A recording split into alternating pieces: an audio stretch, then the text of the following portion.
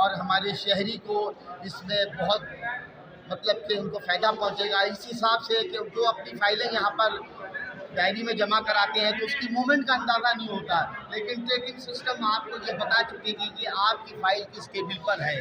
तो इस सिलसिले में केटीए एम्प्लॉय यूनियन के अहदेदारान, जनरल सेक्रेटरी और हमारे शेरकमन भाई, नदीम खोकर भाई और अहदेदारान इस तो डायरेक्टर जनरल नवेद अनवर सिद्दीकी को खराज तहसीन पेश करते हैं। अवामी सहूलियात के लिए DJ director general Naveed Anwar जो है बेशुमार काम कर रहे हैं मुलाजमीन के हवाले से।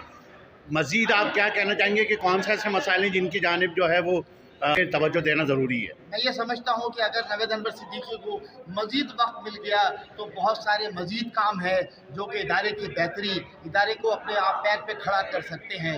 मसलन लैंड माफिया है, सरजानी में हमारा कब्ज़ा है, बहुत सी ज़मीनें गुलिस्तानी जौहर में हैं जिसमें माफिया ने कब्ज़ा किया हुआ है, अरबों रुपए की ज़मीनें सरजानी में हैं। इस तरह बहुत दीगर और भी हमारे